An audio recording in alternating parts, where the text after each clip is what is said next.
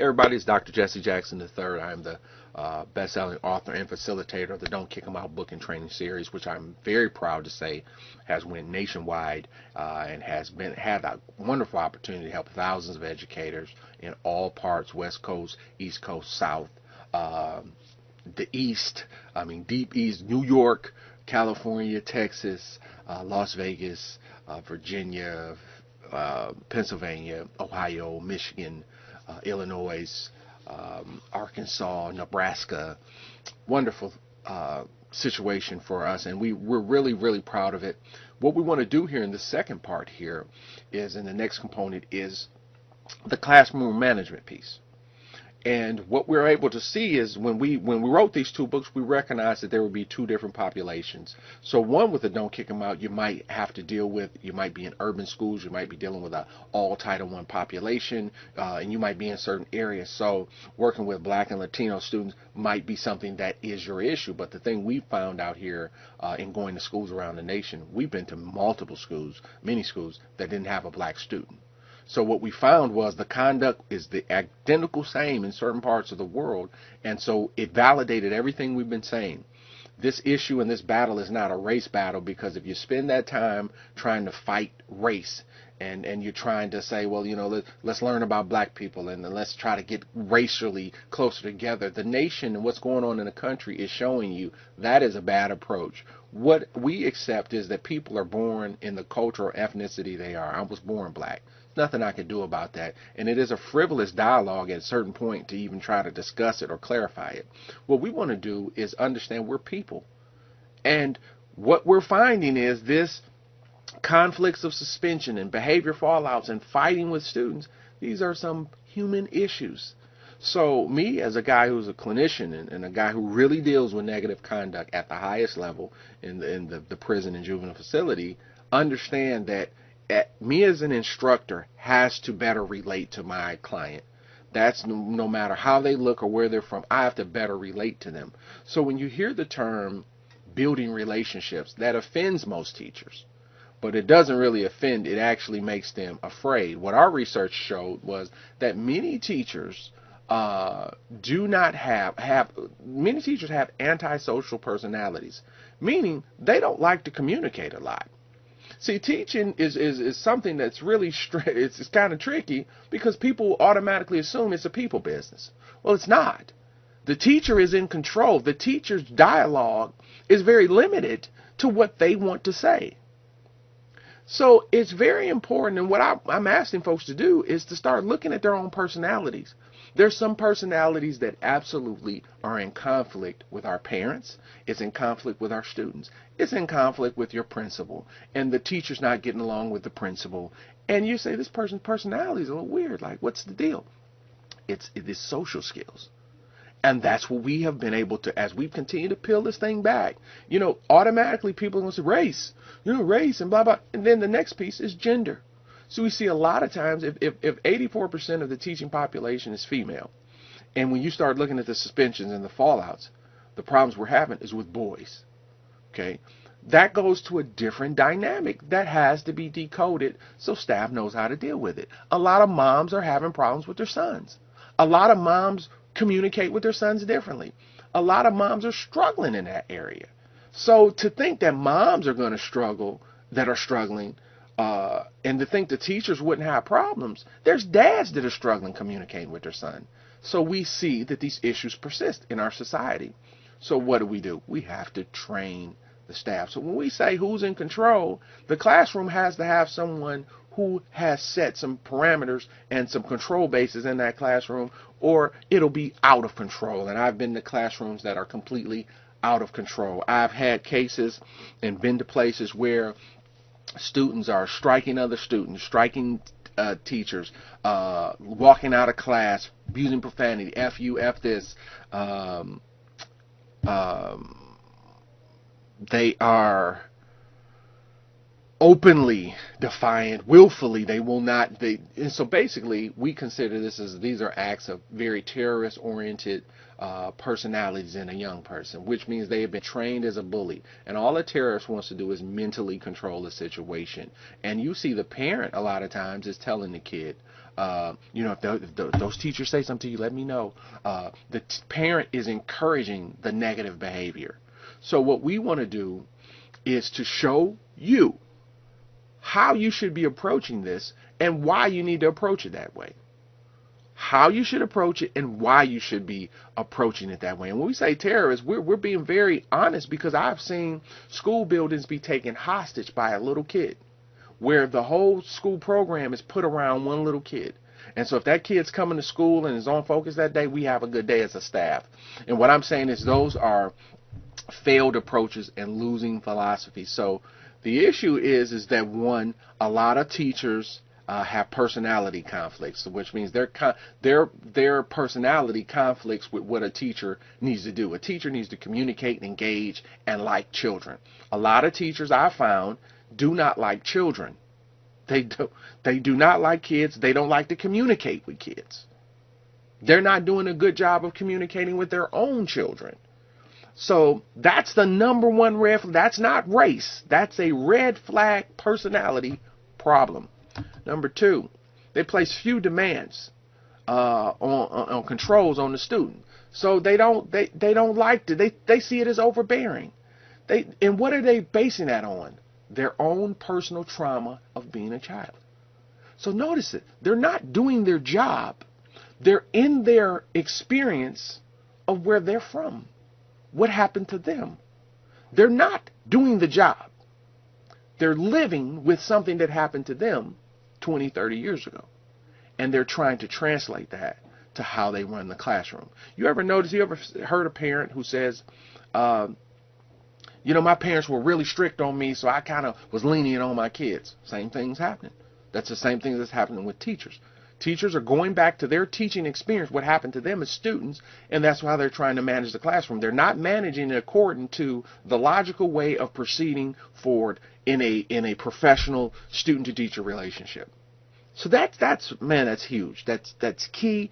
And when teachers hear it, they know. They say, wow.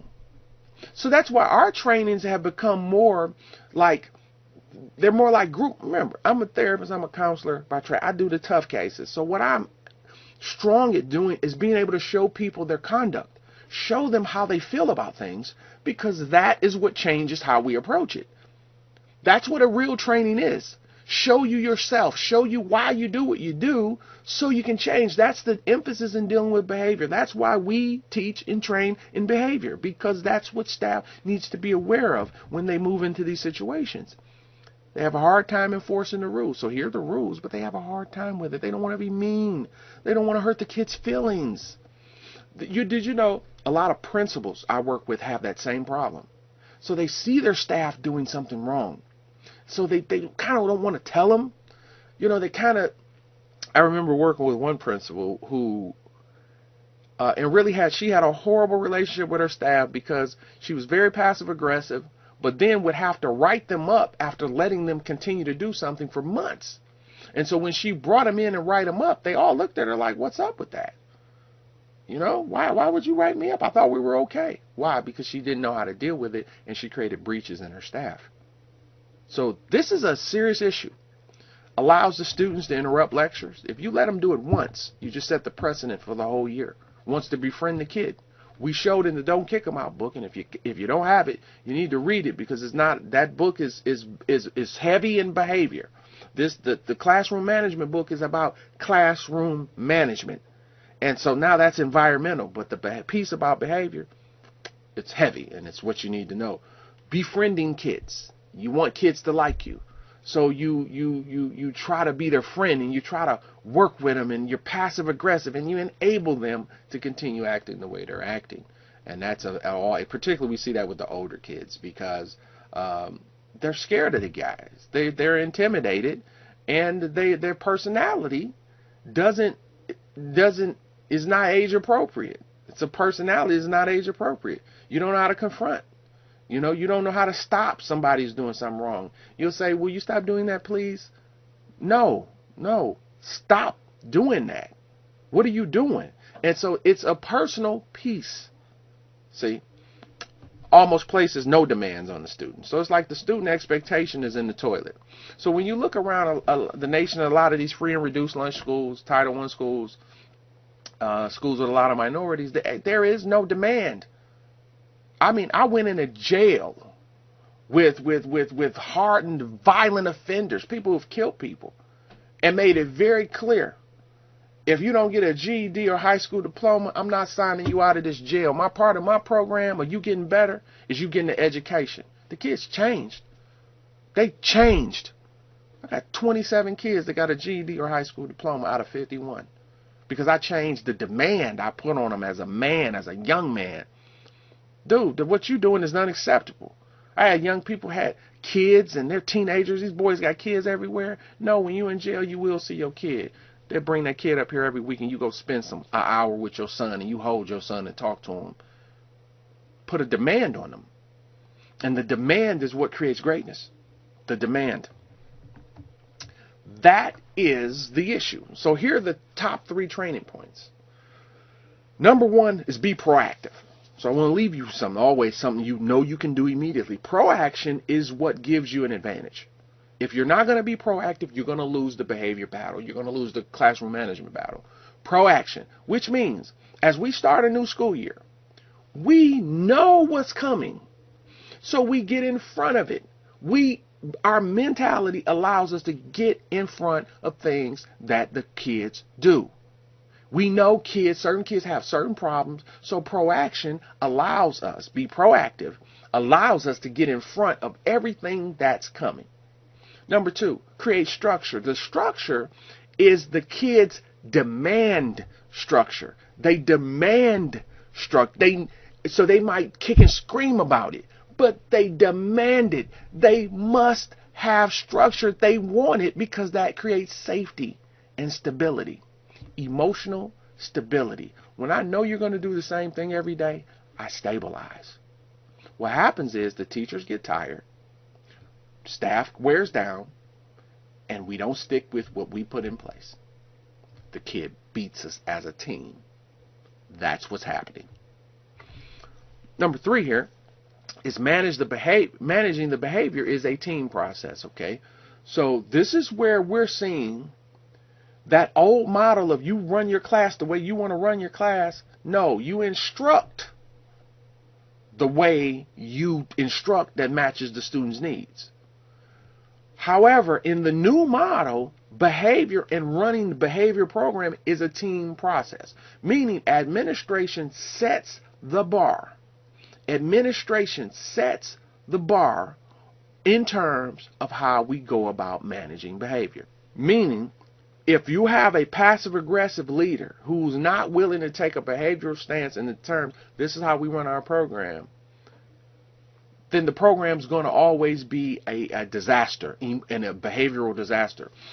What we found is that staff does not like to work for an administrator who is not behaviorally consistent.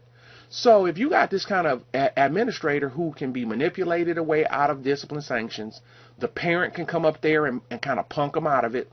The kid will divide the staff. So we as an administrator or as another faculty will listen to the story of a kid and the parent. And now we will accept that story and even offer an opinion on whether we thought our colleague was right or wrong. We just totally destroyed our behavior program. This piece is as a team, meaning we work together, everyone sticks together, everyone is uniform and says the same thing because it is behavior, which means it's the same way. The best way for me to describe it is being parents, mom, dad, okay? Mom says, no, we don't do that. And then what does the kid go do? He goes ask dad, hey, dad, you think I can? What does your mother say? No. Well, why did you come ask me? You're trying to manipulate and break up our team. That's the same way kids do with school behavior. So what we want to do is make sure we're running a strong school behavior program. We want to make sure we're running a very structured school behavior program. When you do that, you're going to get a lot better results.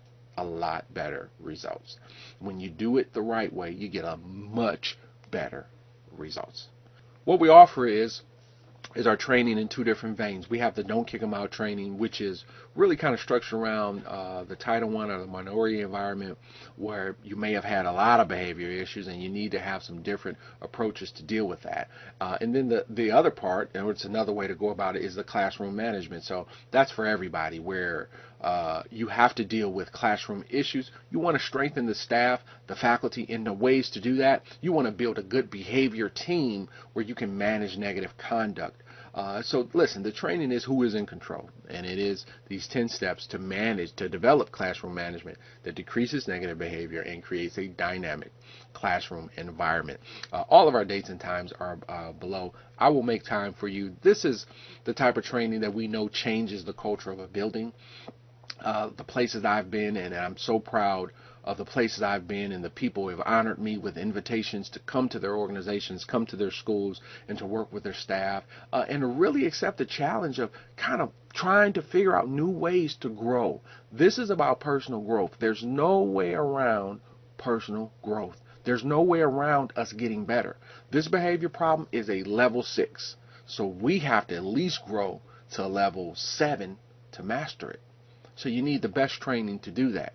Training is extremely vital in preparing yourself for going into a new school year. So you have this summer where you're going into the summer, you get the training before the end of school, or you make sure you get the training before school. It's 3 times a year that all organizations must have training. So that, number one, always before school to set the tone. Always, I like to check back with my clients before the holiday. Why? Or right after the holiday. So either in December or January. Why? To reset.